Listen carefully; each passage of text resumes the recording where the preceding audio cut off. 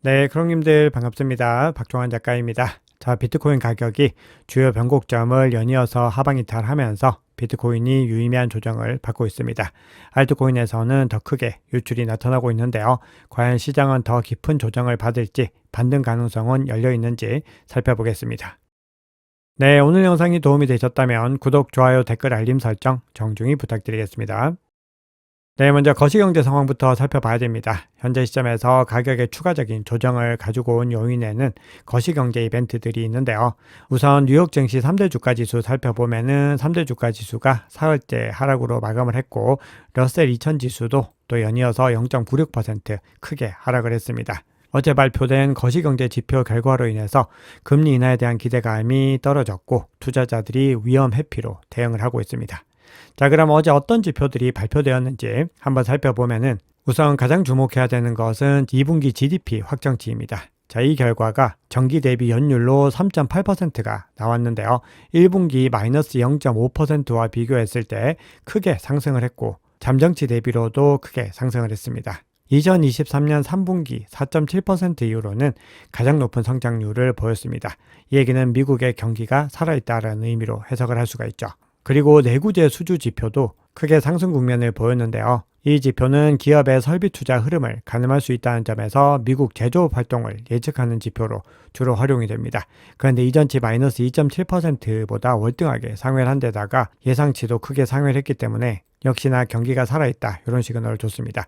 그리고 마지막으로는 매주마다 발표되는 신규 실업수당 청구 건수와 연속 실업수당 청구 건수도 이전치와 예측치를 모두 다 하회를 하면서 고용이 살아있다라는 시그널을 줬습니다. 그래서 어제 발표된 지표들은 공통적으로 고용과 경기가 나쁘지 않다라는 시그널을 주면서 금리 인하에 대한 기대감이 내려갔습니다. 경기가 이렇게 호조인 상황에서 굳이 금리 인하를 해야 될까? 즉 금리 인하의 당위성이 약해진 겁니다. 자, 거기다가 이번 달 30일까지가 셧다운 시한입니다. 아직 단기 지출 법안이 통과되지 않았고, 트럼프 대통령이 직접 셧다운이 발생할 수 있다, 이렇게 이야기를 하고 있기 때문에 전체적으로 시장이 불확실성이 높아진 상황이다, 이렇게 볼 수가 있고, 이 구간들을 잘 소화해 나가는 것이 중요합니다. 네, 어제 거시경제 지표가 발표되고 나서 기준금리의 추이를 확인할 수 있는 2년물 국채금리도 크게 상승하는 국면을 보였습니다. 그만큼 금리 인하에 대한 기대감이 줄어들었다는 의미로 볼 수 있고, CME 패드워치 툴상으로도 여전히 연내 50bp 인하 가능성이 60% 이상을 유지하고 있지만 전날 대비로 많이 줄어든 수치고요. 10월 달에 금리를 25bp 인하 관점은 85.5%로 여전히 높게 유지가 되고 있습니다. 그래서 오늘 발표되는 연준이 가장 중요하게 보는 물가지표인 개인소비지출 물가지수 결과를 예의주시해야 됩니다. 네, 그러면 현물 ETF 흐름 한번 살펴보겠습니다. 어제 비트코인 현물 ETF는 2거래일 순유출 이후로 3거래일 만에 순유입으로 전환을 했는데, 이더리움은 계속해서 순유출을 이어갔고, 오늘 결과도 순유출로 다시 이어질 가능성이 높습니다. 네, 그럼 온체인 지표 통해서 시장의 상황 조금 더 깊이 있게 살펴보겠습니다. 자, 현 시점에서 중요하게 봐야 되는 지표는 단기 보유자의 실현 가격이다라고 강조를 드렸습니다. 그런데 그 구간을 일시적으로 하방 이탈하면서 단기 보유자의 패닉 셀링이 더 크게 늘어나는 국면을 보이고 있습니다. 그래서 보시면은 또 계속해서 크게 손절하는 움직임들이 보이고 있고요. 지난 24시간 동안에 22억 달러 상당의 손실을 발생시키면서 단기 보유자들은 패닉 셀링을 했습니다. 네, 앞서 말씀드렸던 것처럼 온체인 관점에서 가장 중요한 지지 구간인 단기 보유자 실현 가격을 일시적으로 하방 이탈했습니다. 이 구간을 빠르게 회복하는 것이 현재 시점에서는 가장 중요한 미션이다, 이렇게 볼 수 있습니다. 만약에 이 구간을 회복하지 못할 경우에는 단기 보유자 패닉 셀링은 더 크게 늘어날 수 있습니다. 왜냐하면 단기 보유자들의 손익 분기점에 해당하기 때문입니다. 네, 그리고 비트코인 가격이 크게 움직이는 이유는 롱 포지션이 청산되기 때문입니다. 비트코인 가격이 하락을 하면서 레버리지를 크게 걸고 있던 롱 포지션들이 대규모로 강제 청산이 됐습니다. 보시면 이렇게 크게 롱 포지션 청산이 증가한 것을 볼 수 있죠. 그래서 체크온체인 플랫폼에서 집계하는 지표를 살펴봤을 때는 이렇게 파란색 점이 표시가 됐습니다. 17%라고 하는 특정 구간을 넘어서는 물량들이 청산이 됐을 때는 이렇게 시그널로 표시를 하게 되는데요. 이렇게 롱 포지션이 대거 청산이 됐다는 것은 과도하게 쌓였던 이 포지션이 강제로 축소가 되면서 시장 전체 레버리지 비율이 낮아진 것으로 볼 수 있습니다. 이런 흐름들은 시장에 과열을 시키는 리셋 역할을 할 수 있고, 이 상황이 지나가고 나면은 매도 압력이 줄고 시장이 다시 안정되면서 저가 매수, 바이 더 딥 물량이 들어올 여지가 생기게 됩니다. 자, 다음은 장기 보유자 공급량도 한번 살펴볼 텐데요. 장기 보유자 순 포지션 변화 지표는 장기 보유자가 보유한 코인 공급량의 30일 동안의 순 변화량을 확인하는 지표입니다. 자, 이 지표가 현재 또 마이너스를 기록을 하고 있습니다. 장기 보유자 공급량이 줄어들고 있다는 뜻이고, 이 얘기는 일부 오래된 코인들이 이동하고 있다는 의미입니다. 다만 이 지표만으로 흐름의 방향을 완전히 파악하기는 어려운데요. 일부는 거래소로 이동할 수 있지만 또 장외 거래나 개인 지갑으로도 이동할 수 있습니다. 그런데 현재 전체적인 상황으로 봤을 때는 거래소 유입 물량이 늘어나면서 장기 보유자들도 매도 흐름들을 가지고 갈 가능성이 높다고 보고 있습니다. 자, 그런데 이렇게 단기 보유자의 패닉 셀링 물량들이 나오고 중요한 변곡점을 하방 이탈하고 있는데, 미국 기관발 수요를 확인할 수 있는 코인베이스 프리미엄 지표는 가격이 반등했던 시점을 기준으로 오히려 마이너스로 전환을 했다가 가격이 다시 크게 하락하는 구간에서 상승 국면을 보이고 있습니다. 이 얘기는 가격이 크게 조정받는 국면에서 미국의 기관발 수요는 매수세로 전환을 하고 있다는 의미이기 때문에 저가 매수, 즉 바이 더 딥을 계속해서 이어가고 있는 것을 확인할 수 있습니다. 자, 그리고 앞서 순 포지션 변화 지표라든지 단기 보유자의 패닉 셀링 지표 살펴봤지만, 그럼에도 모든 거래소에서 총 비트코인 유입에 대한 7일 이동 평균을 살펴보면은 꾸준히 감소 흐름을 이어가고 있습니다. 결국은 보유자들이 자산을 거래소에서 빼내서 보관하려는 확신도 여전히 커지고 있음을 확인할 수 있고, 그리고 이런 흐름들이 계속해서 이어지게 됐을 때는 결국 가격 반등으로 이어질 가능성이 높습니다. 한번 보시면은 가격이 좋지 못한 흐름을 보였던 이 구간에서도 거래소 순유입은 꾸준히 줄어들고 있는 모습들을 보였고, 결국은 가격 반등으로 연결되는 국면들을 확인할 수 있었습니다. 네, 다음으로는 채굴자 항복에 따른 리스크 지표를 한번 살펴볼 텐데요. 그동안에 채굴자들의 매도세가 이어졌고, 현재는 채굴자 투매 위험이 매우 낮은 수준까지 내려가 있는 것을 볼 수 있습니다. 온체인 마인드에서 제공하는 채굴자 항복에 따른 리스크 지표가 녹색 수치를 보이면서 채굴자들이 안정적이고 스트레스를 적게 받는 환경으로 전환을 하고 있습니다.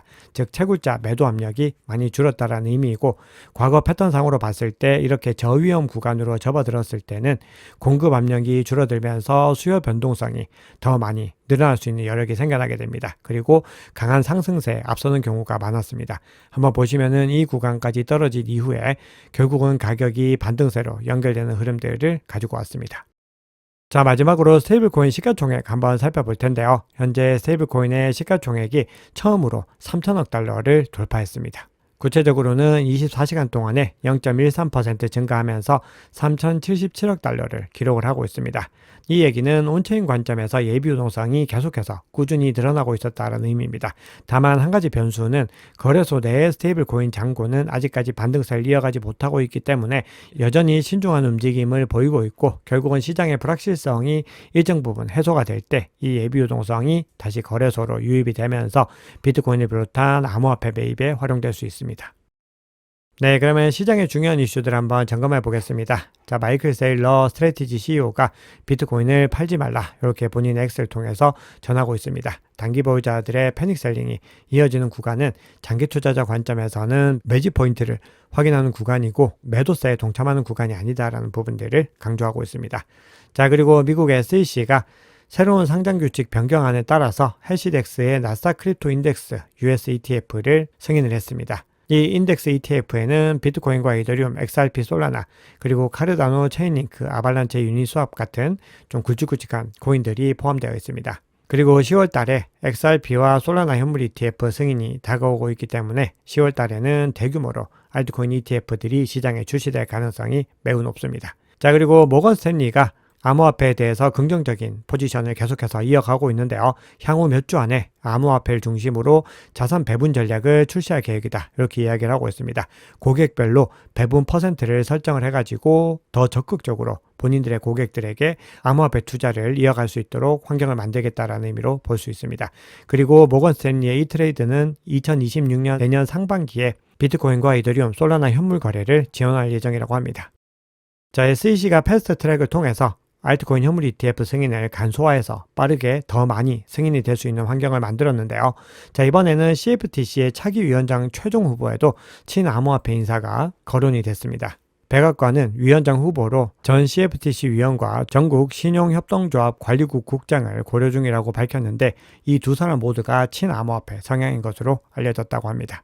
자, 그리고 금리 관련해서도 지금 현재 연준 위원들 간에는 서로 다른 의견들을 보이고 있는데요. 어제도 말씀드렸지만 시카고 연은의 오스탄 굴스비 총재 같은 경우는 금리 인하에 대해서 신중한 입장을 보이는 가운데 미셸 보우만 연준 이사는 고용 리스크가 더 위험하다, 빠르게 금리 인하를 해야 된다, 이 관점들을 강하게 유지를 하고 있습니다. 그런 가운데 JP 모건은 연준이 점진적인 금리 인하 전망을 유지할 것이다, 이렇게 이야기를 하면서 내년 초 금리가 3.25에서 3.5% 수준에 도달할 때까지 25bp씩 계속해서 점진적으로 인하할 것이다, 이런 전망을 유지를 했습니다. 네, 그리고 시장에서는 글로벌 M2 통화와 비트코인의 상관관계를 통해서 글로벌 M2 통화가 꾸준히 증가 추세를 이어가고 있기 때문에 비트코인을 비롯한 암호화폐 시장에 유입될 것이다라는 관점을 유지를 하고 있는데, 현재 시점에서는 디커플링이 일어나고 있다, 이런 분석들도 나오고 있습니다. 즉 M2 통화와 70일 시차를 두고 움직이던 패턴이 멈췄다라고 분석하는 의견들도 나오고 있는데요. 현재 금은 글로벌 M2와 거의 1대1로 연동되고 있다, 이런 관점을 보이고 있는데, 결국은 M2 통화의 흐름들, 그리고 금이 먼저 선행한 흐름들이 비트코인으로 이어졌던 패턴들이 과거에 꾸준하게 포착이 됐었고, 이번에도 예외는 아닐 것이다 라고 개인적으로 보고 있습니다. 네, 그러면 바이낸스 CBD 지표 한번 살펴보겠습니다. 앞서 코인베이스 프리미엄 지표 살펴봤을 때 양수 영역에 머물고 있고 가격이 하락하는 구간에서 저가 매수하는 움직임들을 확인할 수 있었는데요. 바이낸스 CBD는 어떤 흐름이 나오는지 간략하게 점검해 보겠습니다.